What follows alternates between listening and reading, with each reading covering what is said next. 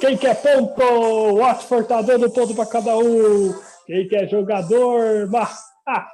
E o Watford tá dando um jogador para quem quer e não vai trazer. Esse é o programa do Watford Brasil de hoje. A gente começa nesse pique após mais uma derrota em casa, segunda nessa temporada, e também aí essa fim da janela de verão para a gente, janela de inverno para o futebol inglês aí, bastante decepcionante para os torcedores do Watford, principalmente para mim, já que Vidra não veio para o Watford e a gente vai ter que aguentar o Gray até o final da temporada. Mas hoje estamos só com o Guilherme aqui. O Vitor levou uma suspensão porque ele quis falar diferente da gente no último jogo, quer falar bonito, falar que pior é QPR, pô. Não veio com esse negócio, a gente suspendeu ele desse programa. Então hoje só está o Guilherme para a gente tratar desta derrota em casa de virada para o QPR. Também vamos falar dessas saídas, chegadas, o que pode mudar, agregar o que o Watford perdeu nesse período. E também vamos falar do próximo jogo, que é um jogo contra uma equipe também lá de baixo da tabela e um jogo importantíssimo, só que fora de casa. Antes de mais nada, sigam a gente aqui no nosso canal do YouTube, Watford Brasil. Ativem o sininho aí, porque sempre que a gente subir um programa novo, você recebe ali uma notificação falando: o Watford Brasil colocou um vídeo, e você fica por dentro de tudo que a gente traz de novidade. E também vá nas nossas redes sociais, no @WatfordFCBravo no Instagram ou no @WatfordBrasil lá no Twitter, que lá tem todas as notícias, tudo que acontece diariamente nos Hornets, você vê lá. E a gente colocou aí nessa última semana novamente aquele mapinha com as bandeiras da onde tem torcedor do Watford no Brasil, cada vez a gente crescendo mais. Só que esse pessoal também tem que participar do grupo. Vamos lá, galera. Mande na nossa DM lá que você quer participar do grupo, comentar sobre o Watford diariamente. Então, já iniciando, dando esse pontapé inicial no programa de hoje, Guilherme, o Watford 1, Queen's Park Rangers 2 de virada.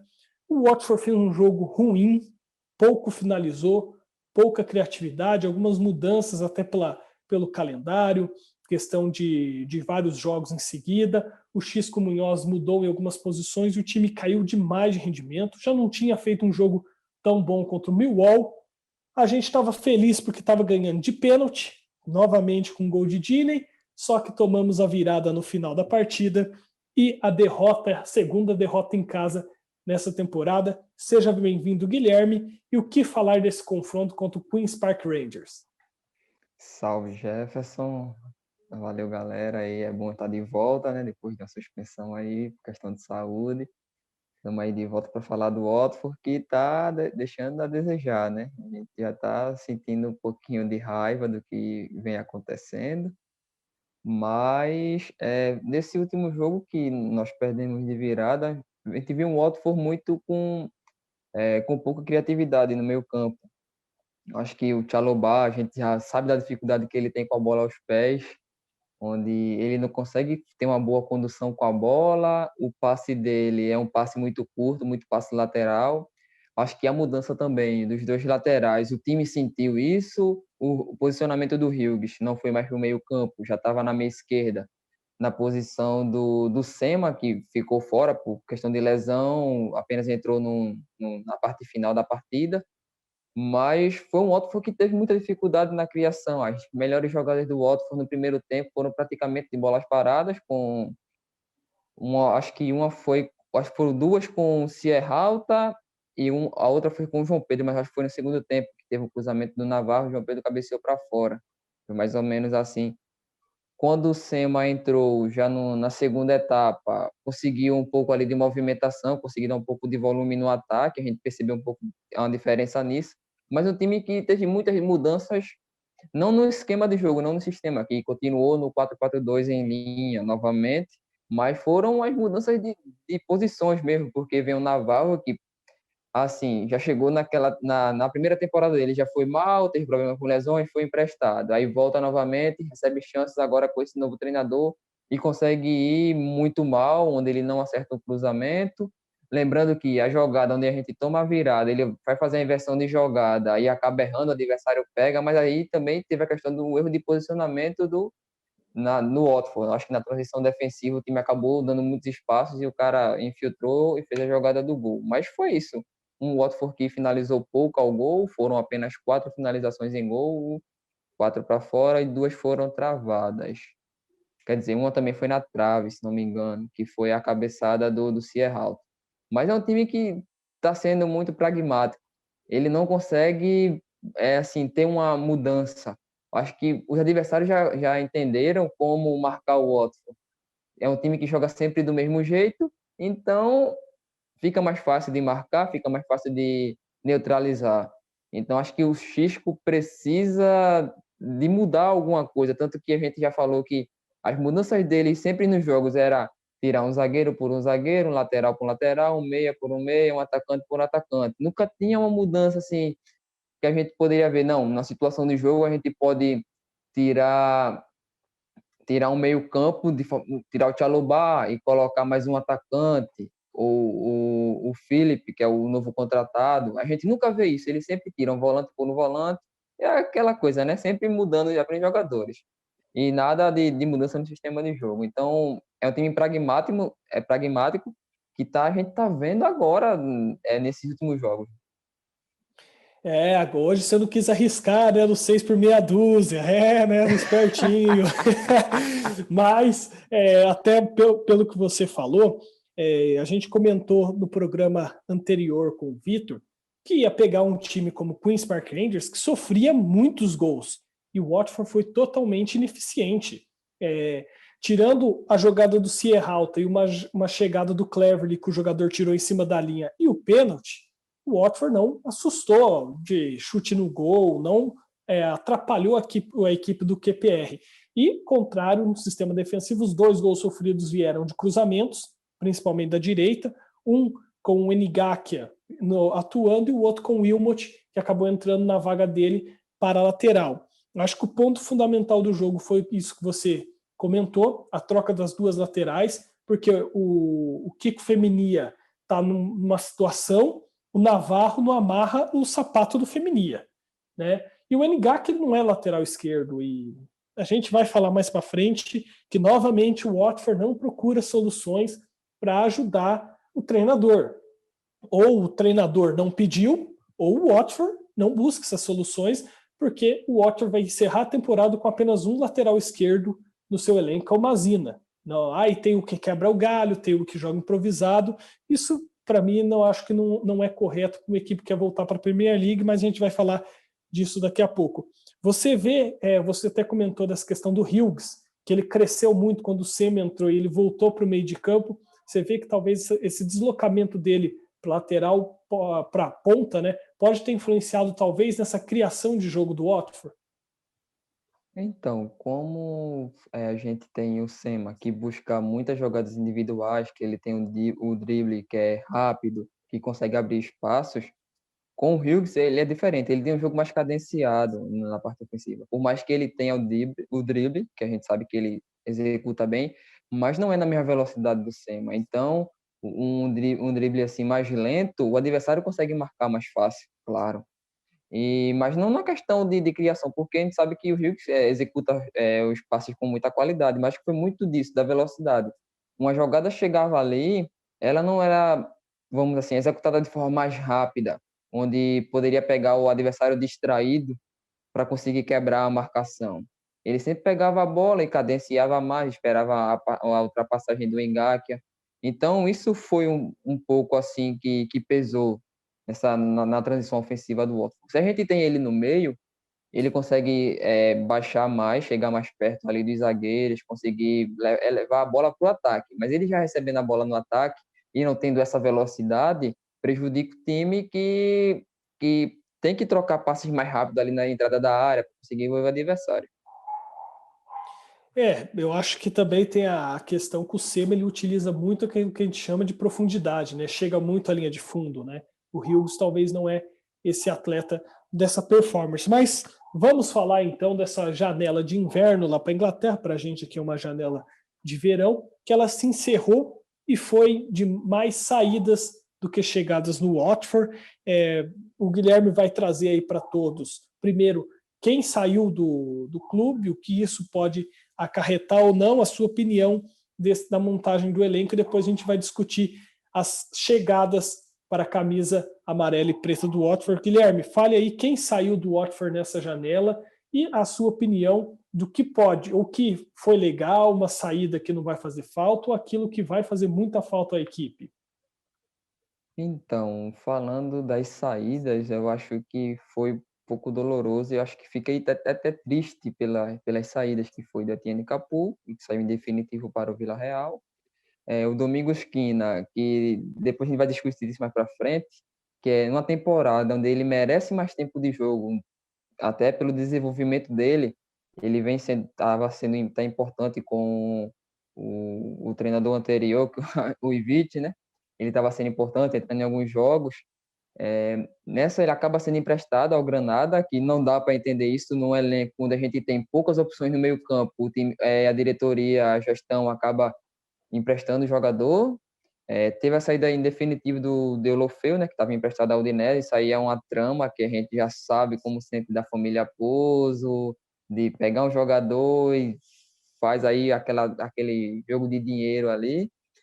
Teve a saída do Glenn Murray, que teve o empréstimo rescindido. Teve o Garner também, que estava emprestado do Manchester United, teve o empréstimo rescindido porque eu acho que ele queria mais tempo de jogo até, ele estava sendo reserva. Eu vejo um jogador muito promissor, mas foi por opção dele de querer ter saído e foi para um time que está bem abaixo na tabela. Ele acho que ele só quer tempo de jogo e depois voltar para o United mesmo. Acho que é só isso que ele quer. Mas a gente viu que foram assim duas saídas em definitivo que a gente sente muito que vai pesar bastante no elenco, tanto para essa temporada. Acho que assim, o Deulofeu não iria jogar nessa temporada, mas o Watford voltando para a Premier League, a gente teria o Deulofeu de volta, né? E a gente perde. O Quina, eu acho que para o desenvolvimento dele seria bom ele ficar no Watford, para ele entender, caso o Watford tenha um certo planejamento de manter um treinador, manter uma linha de pensamento para voltar para a Premier League com um time mais entrosado, com as peças dentro de campo, mas foram saídas ruins até, porque a gente percebe que quando a gente for pegar as chegadas de jogadores que chegaram, não cobrem os que saíram. Mas é bem complicado. Na minha visão dessas saídas, o Glenn Murray, não sei, veio passear em Vicarage Road, né, porque não fez nada, só passou a doença pro Gray, né, de ruindade, porque só fez isso. O Garner, eu acho que a forma como ele saiu da partida anterior ao Queen's Park Rangers, né, o jogo contra o Millwall, que ele saiu bravo no final do jogo, tirou a camisa, jogou no banco de reserva. Ele não estava contente com a utilização dele, tanto que ele voltou para o Manchester United e foi emprestado nessa mesma janela ao Nottingham Forest. Foi o mesmo destino também do Glenn Murray. E os três ali principais, né, que eu acho que a gente lamenta muito. Primeiro o Capoue, que é um jogador acima da média para a posição dele. O que o Capoue dava para a equipe, principalmente ofensivamente, o Chalobah não faz, que é o único jogador da mesma característica, vamos dizer assim, de primeiro volante, primeiro jogador ali de meio de campo. O Deulofeu não preciso nem falar, tudo que ele fez com a camisa dos Hornets, é um jogador muito diferenciado, mas já tinha sido emprestado. E até que você tratou de valores, Udinese e Watford, segundo o Transfer Market, então não é algo oficial, a saída, né, no dia 30 de 1 de 2021 do Watford para a Udinese custou 12 milhões de euros. Se o Watford vai ver esse dinheiro, se não vai, não dá para saber.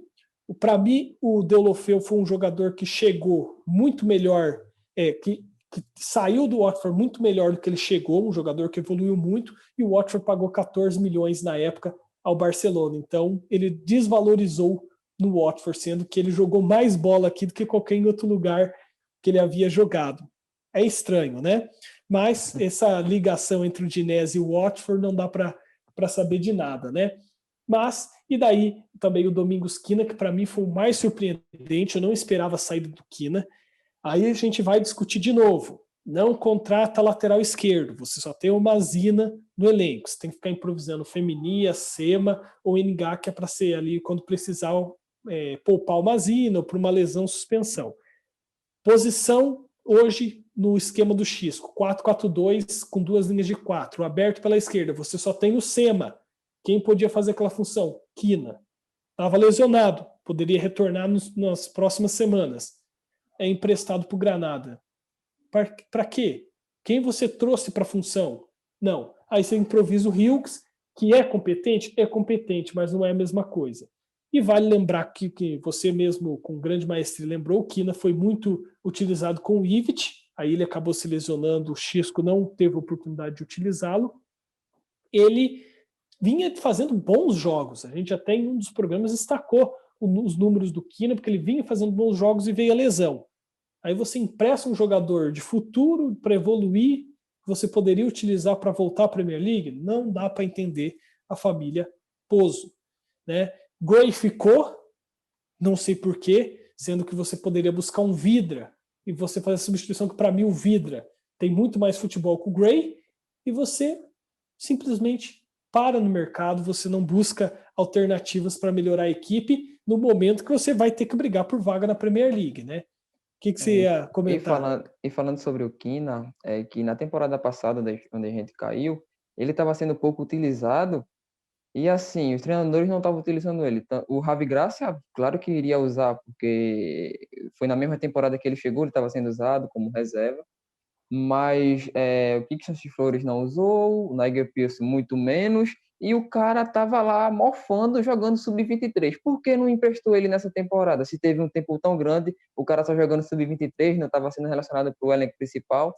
Por que não emprestar ele nessa temporada? O cara volta na Championship, já volta mais preparado e consegue fazer a temporada inteira com o Watford. Não, na temporada que ele pode ser importante para o elenco, aí empresta. Não dá para entender exatamente. É sentimento de raiva mesmo com o que estão fazendo nessa janela de transferência.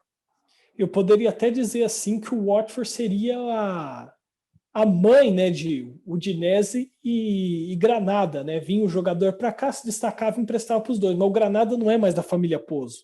Mas não dá para entender esse empréstimo nas circunstâncias do elenco do Watford. E agora vamos passar mais raiva ainda. Quem que chegou? Os pouquíssimos nomes que chegaram ao Watford nessa janela de inverno. Então, as chegadas foram apenas 3, que já anteriormente a gente tinha comentado, que foi o Philip Zinkernagel, o meio-campo, que veio da dinamarquês, que eu não, agora acabei esquecendo o time que ele veio. Boroslimble, é um nome assim. Muito bom, muito bom. Então, aí veio mais um meio-campo do Bournemouth, de 31 anos, que é o Dan Gosling. E é um goleiro experiente que estava sem clube, tinha rescindido o contrato com o Newcastle, que foi o Rob Elliott, que é de 34 anos. Então, falando um pouco disso, a gente já vê o nível, os jogadores que saíram para os que chegaram. Saíram 5 jogadores, vamos contar 4, né? Porque o Murray não dá para Ele não contar, é porque jogador, ele é cone. aí chegam 3 jogadores, que um é aposta, por mais que tenha feito 18 gols, 17 assistências, mas assim, para o nível do futebol inglês, ele é uma aposta. Chega um goleiro que é apenas para suprir na questão da experiência, por a gente ter apenas o Bachmann e tem um jogador da base, acho que é apenas na questão de experiência mesmo para o setor de goleiros, porque uma reta final, uma parte defensiva, a gente não tem o Batman, vai colocar o jogador da base, então fica um pouco complicado nesse desenvolvimento. Aí queria ter um goleiro experiente, ok, tá certo. Aí vem na questão do meio campo, vem um jogador do Bournemouth, estava sendo pouco utilizado, então até vou falar um pouco dele assim, ele é um jogador que é volante, vem ultimamente jogando como volante, é aquele cara que, vamos dizer que ele faz a função de Chalobah, do Capu, mas assim, ele executa bons passes e tal, chega bem ao ataque, mas o cara já tem 30 anos, não sei como essa questão, a questão física também. Ele é parecido um pouco com o Clever, assim, no estilo de jogo, né? Um jogo mais cadenciado, só que ele tem um pouco mais de vigor físico nessa parte defensiva.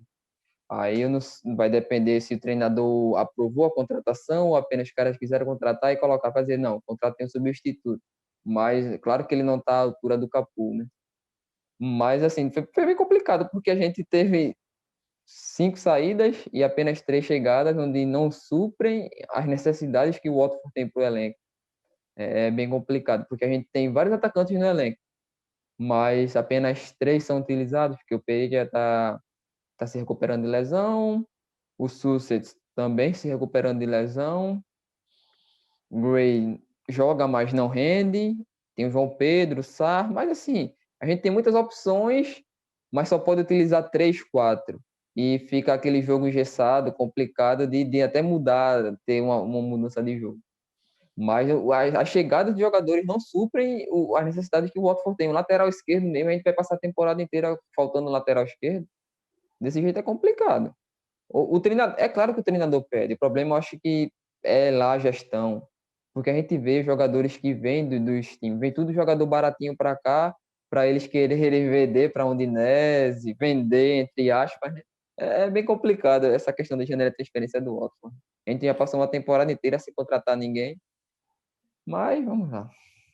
Não é falta de dinheiro, porque o Doucouré foi vendido no início dessa temporada e entrou uma boa grana aí aos cofres do Watford, então não é O da falta de Udinese, né? dinheiro. Então eu duvido que pagou em Sierra Alta, Perica, o valor de Doucouré. Não pagou, né? E falando das 3 chegadas, o goleiro chega com um contrato de meio ano só para suprir a lesão do Foster, para, como você falou, não deixar um goleiro reserva da base. Às vezes tem que fazer o primeiro jogo, vamos supor, o Beckman é expulso no último jogo da fase classificatória e vai para playoff com o goleiro da base. Não, vai ter um cara ali que é o mais experiente para poder jogar para suprir a lesão do Foster. Então, tipo, é um cara que chegou só para preencher o buraco ali, né? Não vai fazer grande diferença. O Zinkernagel já chegou há um bom tempo. Nos 3 primeiros jogos até mostrou uma boa qualidade. De lá para cá, além de entrar muito pouco nos minutos finais, nesse último jogo mesmo, depois que a gente tomou virada e viraram uma bola para ele, foi dominar e dominou pro cara, pro adversário, né? Então é aquela coisa que a gente comentou, é um cara que jogou bem na Noruega, né? Inglaterra é alguns níveis acima, né? E daí a gente vem com a questão do Gosling. Eu não lembro dele no Bournemouth, né? Você até avaliou ele mais pela posição, mas vamos fazer a conta. Saiu Capoe, Kina, né, e Garner. 3 jogadores que teoricamente jogaram Championship. Não vou contar o Deulofeu porque ele não estava nessa temporada. Chegou um. Não dá para entender essa mudança do Watford. Então, se o Chalobah machucar e o Cleverley machucar, você vai fazer o que ali? Você não tem que impor. Aí é aquela questão, pô, não for atrás de um lateral esquerdo para ser reserva do Mazzini e você pôr lá do lado correto, Femini, Ngaka e deixar o Navarro ali. Não, continua na insistência de improvisar do lado esquerdo. Se o Sema machucar, vai ter que ficar improvisando Hughes lá, porque não coloca outro. Pô, não contratou o Zinkernagel, por que ele não jogou na função do Sema? Colocaram o Hughes ali. Então, algumas coisas que não dá para entender essa diretoria. Questão do ataque, eu acho que existe ali em Vicarage Road, existe uma alma penada ali das lesões, né? E ela saiu do corpo do Cleverley e entrou no corpo do Perica. O cara consegue se machucar sem jogar, só treinando, né? Não dá para entender essa questão, né? E daí você fica com poucas opções, fica com Gray, Dini e João Pedro ali no 4-4-2 para dividir essa função ali no ataque. Aí, tipo, um jogo joga o João Pedro, outro jogo joga o Gray. Um jogo joga o João Pedro, outro joga o Gray, né? Não sei qual é o planejamento. A gente comentou, a gente vai trazer nos próximos programas aquela cartinha linda que a gente recebeu no começo da temporada, do Gino Pose, Scott Dubrus, que é lá o nome do cara lá, falando que a gente ia retornar, que ia ser uma temporada diferente. Tá pior, cara, tá pior. E ainda, eu não duvido nada de chegar no final da temporada, a gente subir em Premier League e vender o SAR. Eu não duvido dessa questão. Mas é um pouquinho disso, né, que a gente trouxe dessa janela. O Guilherme vai finalizar para a gente ir para o pré-jogo. E eu não sei como o Sarr não saiu nessa janela. porque quase todo dia uma especulação, sabe, vai para qual time. Todo time, toda semana, quase todo dia um time diferente que eu sairia a sair. É complicado a forma da família Pouso gerir o clube. Talvez nos termos teóricos lá é muito bonito, é um planejamento a longo prazo de um futebol, mas a gente não está vendo isso. O que a gente vê sai 6, 5 jogadores, chegam 2, 3 que não suprem a necessidade e fica por isso mesmo, e a gente não percebe a mudança das últimas temporadas. Talvez ficam amarrados no que foi o sucesso da temporada com o Ravi Gracia, mas só foi isso. Se a gente pegar as outras temporadas, foram a mesma coisa de jogadores que ou vem da Udinese os que não estão jogando, e os que estão jogando no Watford vão para a Udinese, que são os melhores jogadores. Desse jeito é complicado entender a forma que a família Pouso faz o futebol no Watford. É complicado. Tanto que eles deixam o Granada e o Granada chega na Europa League, né? O que será que tem de errado? A gente vai trazer mais para frente, quando tiver um período mais tranquilo, um programa onde a gente vai só analisar o quão bem a família Pouso ainda faz para o Watford.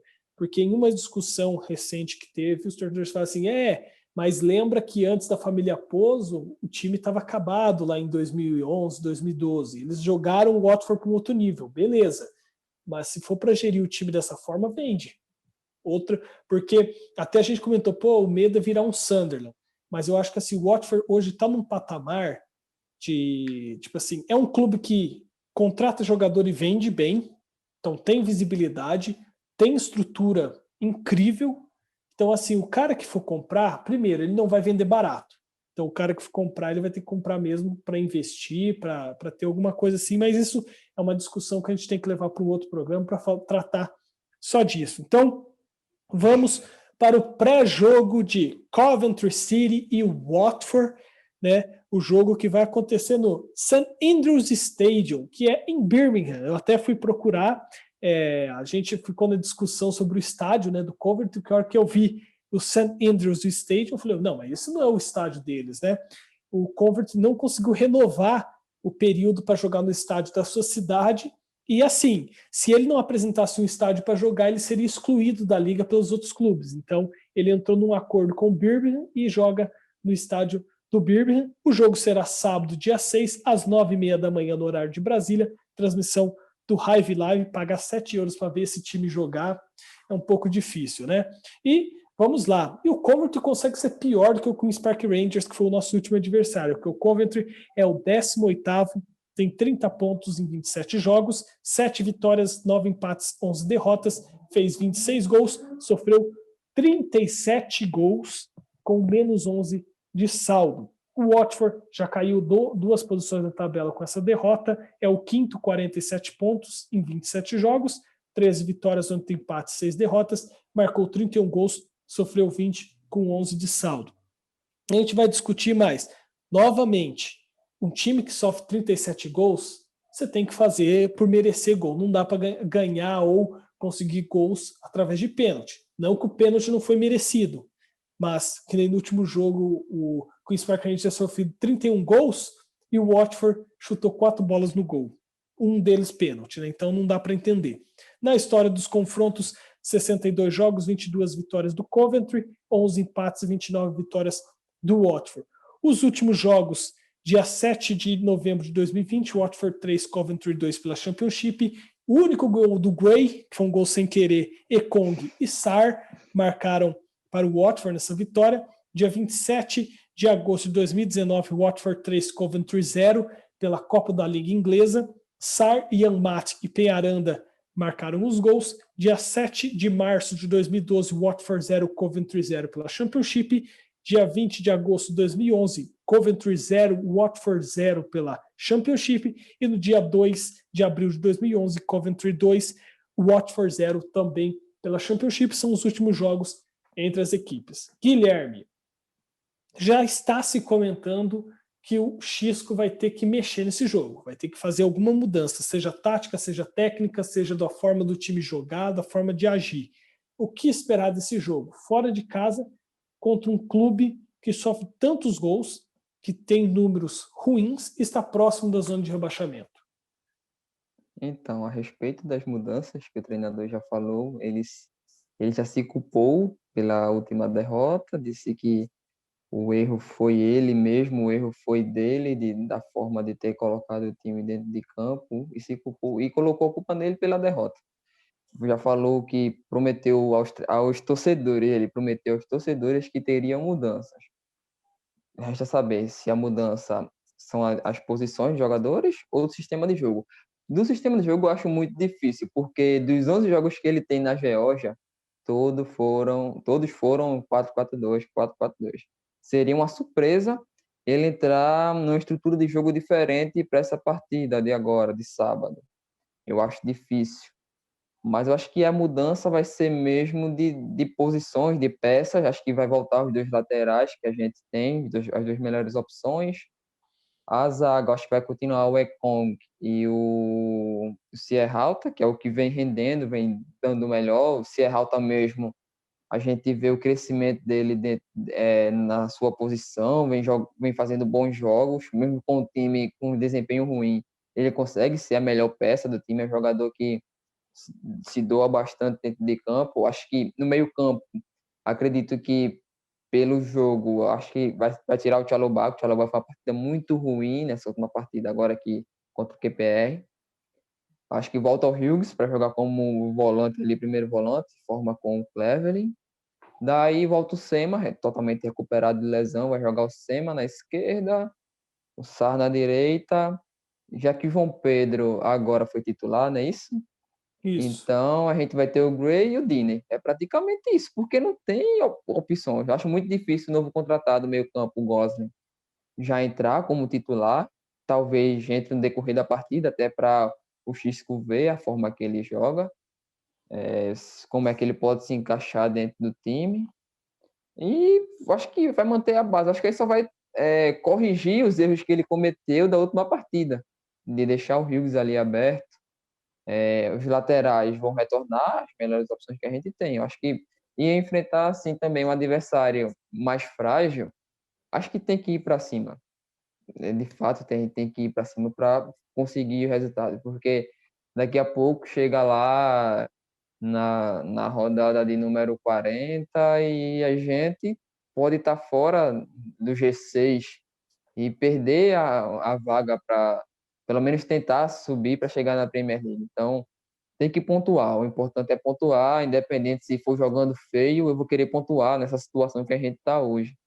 A gente viu que, acho que no jogo contra o Stoke City mesmo, que o time ganhou 2-1, se a gente vê o gol que o Watford fez, foi um gol que foi bonito, uma jogada bonita de 13 a 14 toques na bola. Foi bonito de ver. Por que isso não está conseguindo se manter? Porque está mudando as peças. A gente vê isso. Quando ele mudou os dois laterais, a gente sentiu dificuldade. O Ngaki improvisado na esquerda, onde ele é lateral direito. Aí sai o Feminia, entra o Navarro, que tem um desempenho muito ruim nessa temporada. Mas acho que ele tem que ver onde ele errou nesses dois últimos jogos, onde o Watford perdeu, e para conseguir colocar o time no eixo, pelo menos para conseguir vencer, para pontuar. Porque na Championship é isso. Eu acho que não dá para esperar uma boa exibição do time dentro de campo. Acho que o importante é pontuar, a gente voltar logo para a Premier League, fazer esse bate e volta, porque passar mais um ano na Championship vai ser sofrido.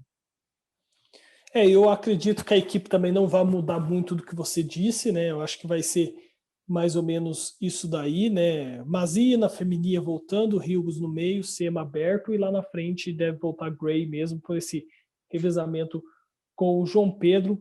Mas a expectativa, eu não vejo um técnico que veio da Geórgia fazer um time jogar bonito. Então vamos jogar feio e tentar subir. Isso é o que a gente pode esperar do Watford. Galera, esse foi o programa dos Hornets dessa semana, do pré-jogo contra o Coventry City. Já agradecendo quem ficou até aqui. E se inscreva no nosso canal do YouTube, ative o sininho para você receber notícia e vai no nosso Instagram e no nosso Twitter para você ver as notícias diárias do Watford. Segue a gente, mas não está no grupo de WhatsApp, mande no nosso DM que a gente coloca você. Guilherme, valeu pelo programa de hoje. Acredito que no próximo o Vitor já vai estar de volta com a gente aí. Vamos vencer, né, Watford? Let's go Hornets. Valeu, galera!